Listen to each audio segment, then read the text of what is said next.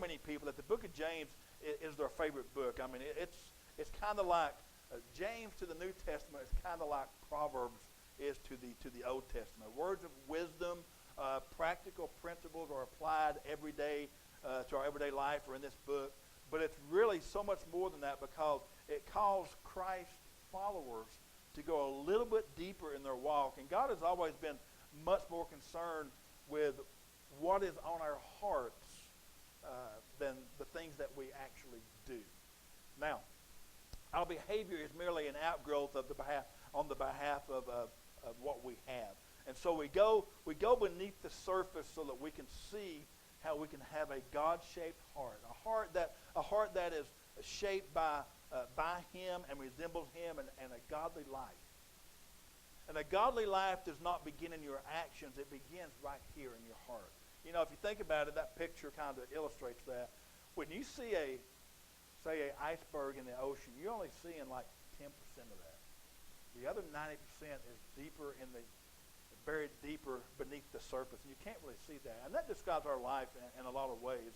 And the book of James is about maturing and deepening and having that real faith that goes deep. So we're going to concentrate on several different passages in James over the next few weeks. But today, we're going to look at the first 15 verses out of chapter 1. And the first thing that we're going to notice is one thing: God's perspective. James 1, 2 through 4 says this: "Consider it pure joy, my brothers and sisters, whenever you face trials of many kinds, because you know that the testing of your faith produces perseverance. Let perseverance finish its work, so that you may be mature and complete, not lacking anything." And people do not like these verses. You mean you're here to tell me that I'm going through a divorce and I'm supposed to rejoice for this? I'm supposed to be excited about this? So people take this verse a lot and they're like, I just do not get it. So here we see this. See, God does not see trials and life difficulties as something that is too big to be overcome. It's not that they're not a big deal at the time. It's just that God is bigger than any of them. They're big to us, but let me remind you, God is simply just bigger. Nor does it mean that these trials will become easier for us to go through. It just means that they become less overwhelming when we realize that we're not facing these trials and tribulations and temptations on our own. And when we do face them, our initial reaction may be anger or frustration. How many of you guys, when you face something in your life that makes you angry, your initial response is you want to lash back immediately at the person? My wife raised her hand immediately. You want to raise your hand immediately at the person that you're angry with. If I was not a very, very smart man, I would have agreed instantly with my wife when she raised her hand. But I'm not going to do that. So anyway, they become less overwhelming when you realize that you don't have to go through these trials by yourself. And when we do face them, and we've had the anger and the frustration, maybe resentment or even depression, that verse is one of God's greatest classrooms, if you read that. And sometimes for these trials that we go through, and the question that we have to ask is whether we are willing to do the hard work of developing perseverance beneath the surface. James says this in verse 2. "Consider it pure joy, my brothers and sisters, whenever you face trials of many kinds." Some translations say of various kinds. And I think that there are three different kinds of trials, first of all. The first one is this: the ones where we are reaping simply what we have sown. You goof off in class, you don't go to class, you don't study, and you flunk out. You're reaping what you sow. You lose your job because you just decide you're going to take 4 or 5 days off in a row, or you're not going to do what the boss tells you to do. Well, you're reaping what you sow.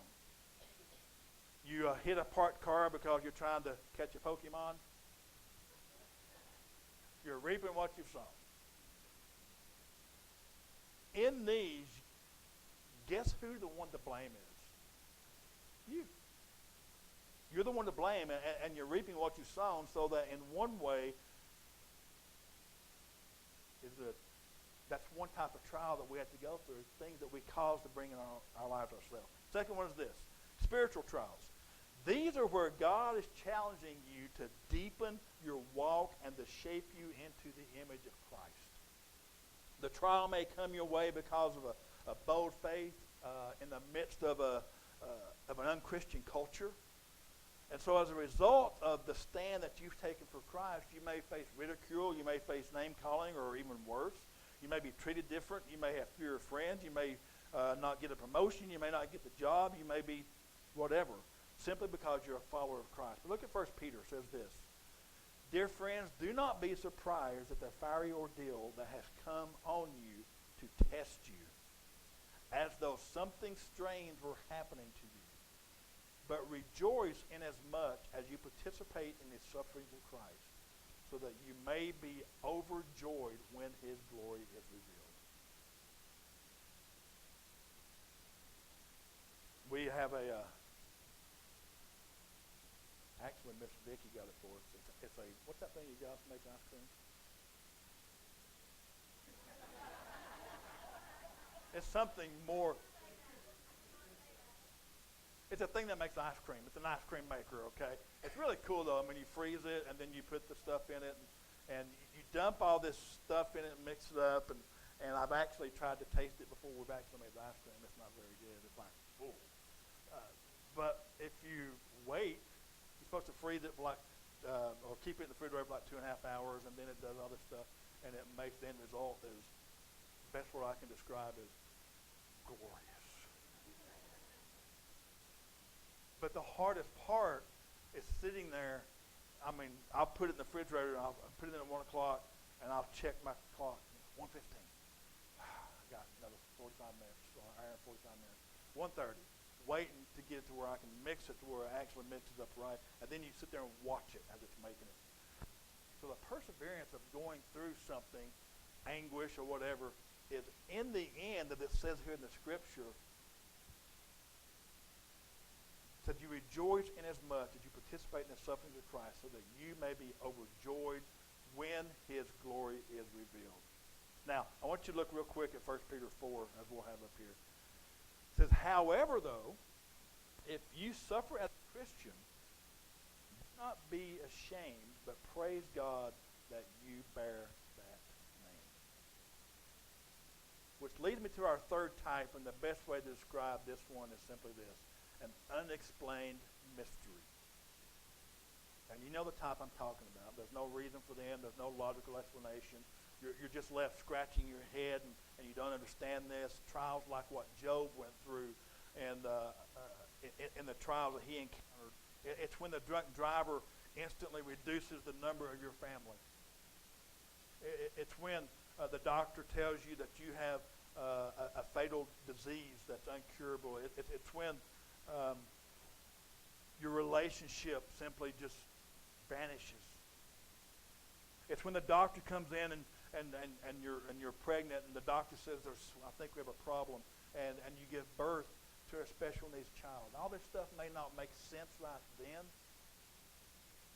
It's an unexplained mystery. But let me tell you, when God's glory is revealed, you understand what he's trying to do in your life.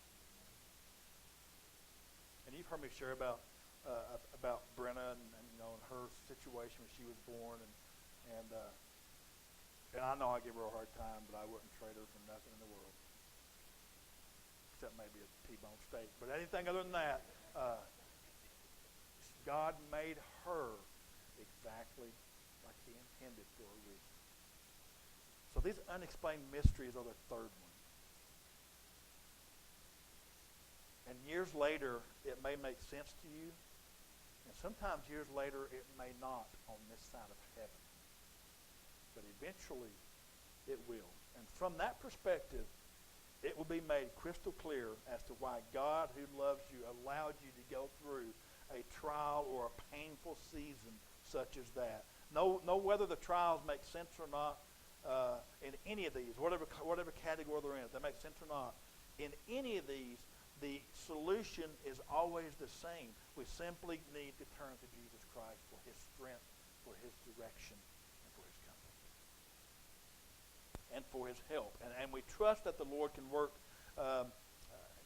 good out of what Satan has intended for evil. And facing trials and trouble, we need to cultivate what is beneath the surface of our hearts to face the worst of what the world has to offer. Because when we face these, it's easy for us to become consumed or distracted and overwhelmed and defeated. You know, it's real easy to totally concentrate on your problems, that you get so overwhelmed in your problems that you have no time left to dedicate towards giving to God. Because you're consumed with the situation you're in, where God is removed out of it because you're so consumed with the bad that's going on and not looking at the joy of Christ that's in your life. Hear this, if you don't hear anything else today. 3 simple words. God is stronger. I don't know what you're going through. I don't know what you're overwhelmed with. I don't know where you're sitting in your life, what season you're in. I don't care what you're going through. I can tell you this, God is stronger. And many of you sitting here today have proven that. None of you would have probably chosen the pain of your trial, but somehow through it, it's made you stronger in some way. So James begins by looking at God's perspective. And the next thing he moves on to is looking at how God can help, God's help. Look at your Bible in verses 5 and 8, and we see God's perspective. Then we see God's help. Beginning in verse 5, it says, if any of you lacks wisdom, you should ask God, who gives generously to all without finding fault, and it will be given to you. But when you ask, you must believe and not, that's the kicker. But when you ask, you must believe and not doubt. Don't make your prayer life a routine, a ritual. Make it a personal conversation with your Lord and Savior. Let me go on. When you ask, you must believe and not doubt, because the one who doubts is like a wave of the sea blown and tossed by the wind. That person should not expect to receive anything from the Lord. Such a person is double-minded and unstable in all that they do. So God can help guide us through anything, but we need this wisdom. How many of you guys have been in a situation to where you just simply do not know what to do? And you're like, I don't know what to do with this in my life. I don't know how to react to it. I know I have. And here we have in James verse 5 says, if any of you lacks wisdom, first thing you should do is ask God, who gives generously to all without finding fault, and it will be given to you. So he says to you and I, just ask and have faith, and I will give you wisdom. And that is what he will do. So we have all this problem struggling with our flesh to listen to our flesh instead of obeying the Spirit. That's because of the way the world is. The problem is that we've not learned to listen to the Holy Spirit. And that's where we usually come up short. Often when we're in a time of crisis, we will not hesitate about asking our friend or asking our parents, which is not a bad thing, or asking the people that we hang around with. But we need to ask God first of all. And we cannot hear the Spirit whispering to us any kind of help or assurance or warning, so we think that there must not be any help out there. But let me tell you, he's there. And we have to be good at listening sometimes. And the more that we do listen, and the more that we listen and ask God for help, the more that he's going to prompt us in situations down the road. The more that we listen for him, the more that we're going to hear him, and the clearer it becomes. Look at James 1:13. When tempted, no one should say, God is tempting me, for God cannot be tempted by evil, nor does he tempt anyone. But each person is tempted when they are dragged away by their own evil desire and enticed. Then after desire has conceived, it gives birth to sin, and sin, when it is full grown, gives birth to death. Evidently, the people that James was writing to here have been going around saying things like, well, God's tempting me. God's tempting me. when they should actually be saying, God is testing me. And there's a difference, folks. Instead of tempting me, they should be saying, God's testing me. So embrace God's trials, embrace his tests, and resist Satan's temptations. James is saying, do not blame God when you're tempted. See, the problem is that that type of thinking was not exclusive back in the first century, because we live in a culture today that we've become pros at placing the blame on other people and other places. We hear things like, well, I can't help the way that I am. That's the way that my parents have raised me. Or, I can't believe that God would let me down like that. Or, I can't believe what society has done to me. Or what our culture has done to us. If you want to hear the blame game, just listen to the news from now to November. You're going to hear plenty of people blaming everybody for everything. I mean, you're going to hear people blame, well, so-and-so, is the reason we're like it is because President so-and-so back 35 years ago got us this mess. We're good at placing the blame on other people. Proverbs 19:3 says this. I put it in the Message version. I don't use the Message a lot, but I usually look at 3 or 4 different translations, and this one pretty much nails it. People ruin their lives by their own stupidity. So why does God always get blamed? Listen, you can go to one or two extremes when it comes to situations.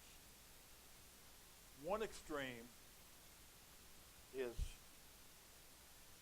you see Satan behind every bush, every tree, and everything that happens in your life is, well, this is Satan. Sometimes it's not Satan. Sometimes it's because of your own stupidity. You put yourself in situations. Sometimes it's unexplained mysteries. We don't know why they're going through. But sometimes God is testing you to build you and to deepen your walk with him. And we need to welcome those tests. We need to welcome those situations.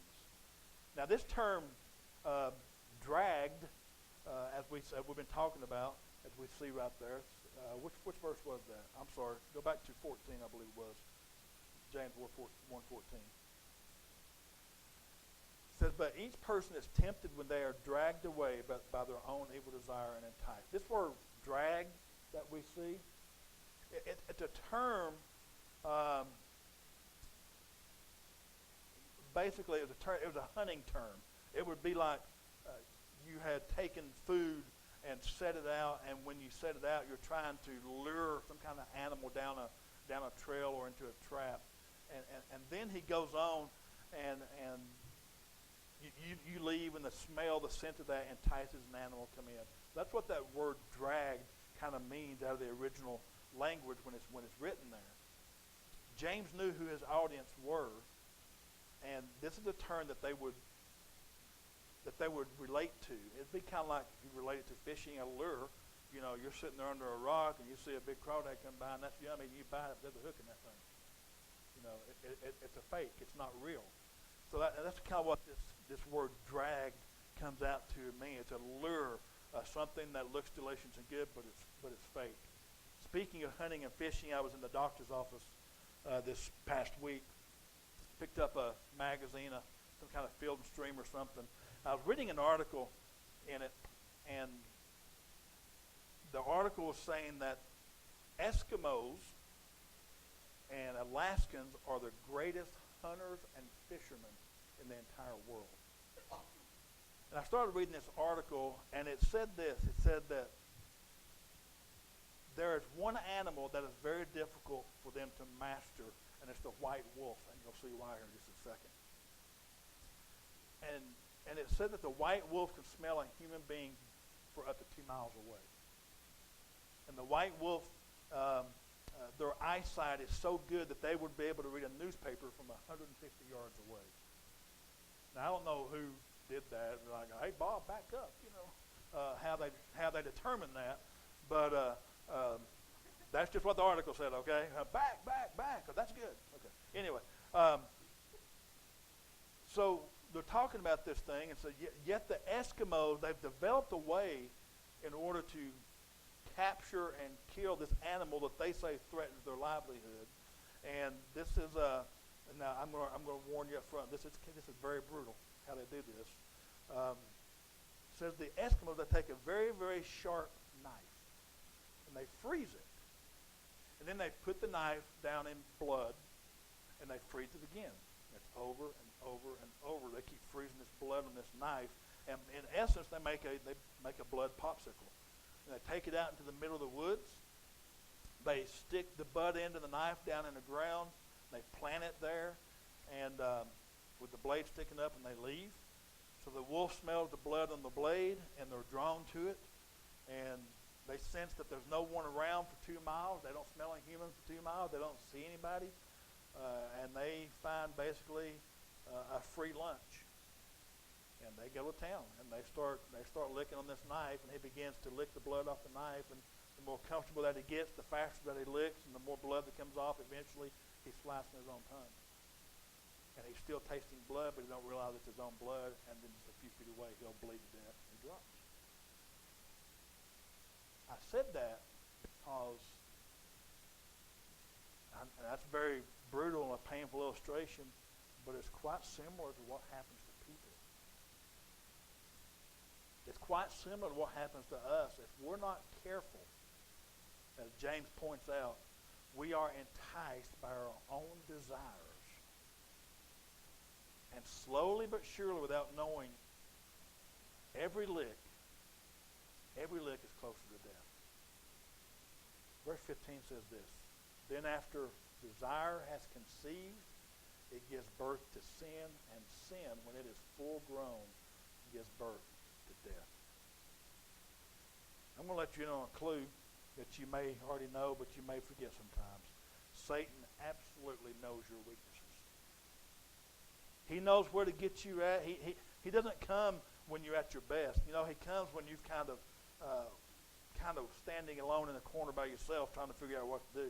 He comes to us when we're in the wilderness and we're searching, and we take that first lick and everything seems fine. There's no gunshots. We don't smell any people, or we don't smell anybody else around. People can't see me. They don't know what I'm doing. No one knows what I'm doing. It's just me. No one will ever find out, and then it will just keep licking away until pretty much we're consumed. And it'll kill you. But it never works that way when we get in our mind that, you know, no one's going to know, no one is going to ever see this. It never works that way. Pastor Adrian Rogers, I loved Adrian Rogers, he said this one time. He said, sin thrills, then it kills. It fascinates, and then it assassinates. You ever been in a restaurant, and I guess because I'm over 50 now, how many of you guys over 50 realize that when you hit 50, your eyesight is dwindling pretty fast? And used to, when it first started happening, I'd go into a restaurant, and I would when I discovered I had a flashlight on my iPhone, it took me like 3 years to discover that, I would put my flashlight on to read the menu. First, I was like, oh my God, I don't really care. It don't matter, I don't care anymore. But you notice when you go to a restaurant and you can't read the menu because the light is so dim, but the longer you sit there and you surround yourself in that environment, guess what? Then you can see and you're more comfortable because your vision, your eyes have adjusted. We're the same way.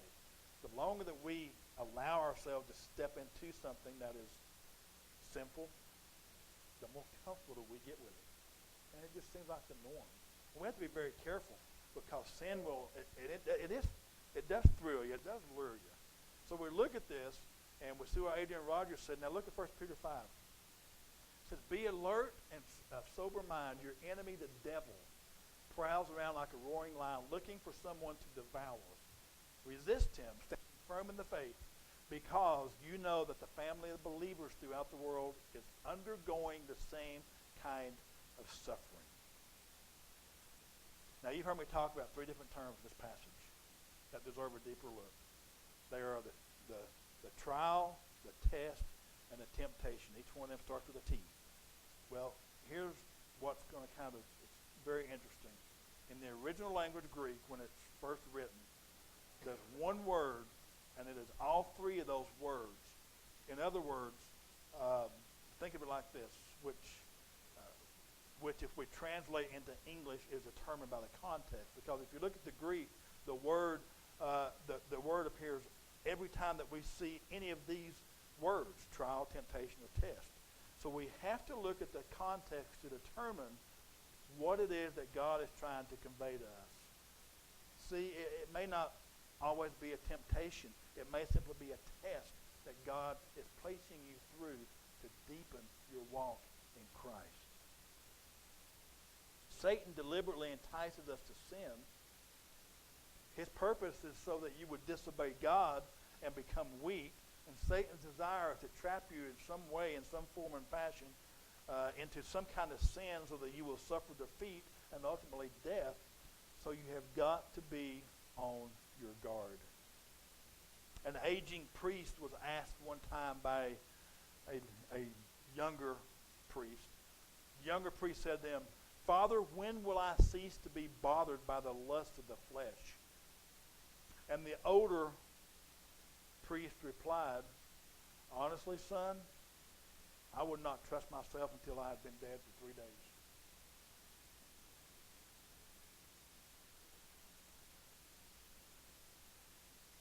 You ever heard somebody say, "Well, that would never happen to me. I would never do that"?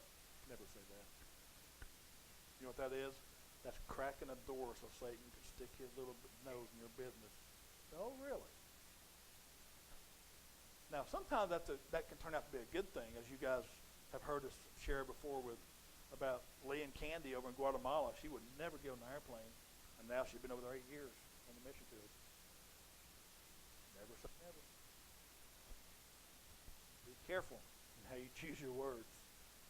This is a great verse for you to learn that will serve as a positive reminder when you're facing doubt or temptations. 1 Corinthians 10, and it says this, says, "No temptation has overtaken you except what is common to mankind. And God is faithful. He will not let you be tempted beyond what you can bear. But when you are tempted, he will also provide a way out so that you can endure it." That leads us quite naturally into our final point, and that's this: God's promise. We've seen God's perspective, God's help, and then we're looking at God's promise. And we find that in James 1:12. It says, "Blessed is the one who perseveres under trial, because having stood the test, that person will receive the crown of life that the Lord has promised to those who love him." What a beautiful promise. If we persevere, if we overcome, if I can stand there and just wait while that ice cream maker is making it, man, what am I going to get at the end of it? Can you imagine how much greater it is if we can persevere through this life on this side of heaven? What kind of fulfillment we're going to have on the other side of heaven? That's the promise. That's the promise. If we simply persevere, if we overcome, if we trust that God knows what he is doing, then God promises that he has a great reward for us in store. So we can't get distracted. We can't get overwhelmed. We can't let our present circumstances rain on our eternal parade. We have to look at things from a heavenly perspective, because God's promises is bigger and better and stronger than any trial, test, or temptation that you're ever going to face. Ever. And I'm in no way downplaying depression when I make this statement. Because I've heard pastors before say, "Well, you know what? If you're a Christian, you can't suffer from depression." Baloney. We're not perfect on this side of heaven. Absolutely, you can fall into depression because of your current circumstances. And you guys probably get tired of me saying this. It's okay for you to visit there, but do not choose to live there. Because God's promise is so much better, and you can overcome and persevere if you just trust in his promise and what he says. As I close out, I want to read John 16:33. It says, "I've told you these things so that in me you may have peace. In this world you will have trouble, but take heart. I've overcome the world. This is Jesus speaking. Promises are what keeps us going. They give us hope in the midst of trouble and trials, and sometimes the test of a person's faith is really your faith is tested during difficult times. When things that do not go the way that you think they should go happen, it's a test, and you're being tested to see how you handle that. Now, we talked about the three different kinds. We talked about reap what you sow. And like I said, that's the ones where we just make stupid mistakes. And I'll give you a clue. We're going to continue to make stupid mistakes. And there's going to be consequences to us in those stupid mistakes. Some of them are simply because we're just not paying attention to that. I was coming down, I don't know the name of the road, At Home. Y'all know that store is At Home. What is it? Thank you. Snyder Road, Friday. And they're repaving the road. And I think I was telling Andy this the other night. And, of course, they got their sign out there, and they turn it around, slow or stop. You know, they got a guy out there holding this big sign on a stick. And there's a lady in front of me driving a Suburban, and they're repaving this side, so they're saying go slow, but get over here and drive down this lane. Well, this guy down here has to stop down here. Well, he turned his sign around and says slow, and she keeps going, but she decides she's not going to get over here. She's just going to drive where they just laid the fresh asphalt. This guy's chasing her with his stick and his sign, and he's beating the back of her car as she drives down through that. She drove the whole way until she couldn't drive any further because she ran to where the machine was at, was putting asphalt. And you know, there's an East Tennessee term, if you're not from East Tennessee, that I just simply said to myself, bless her heart.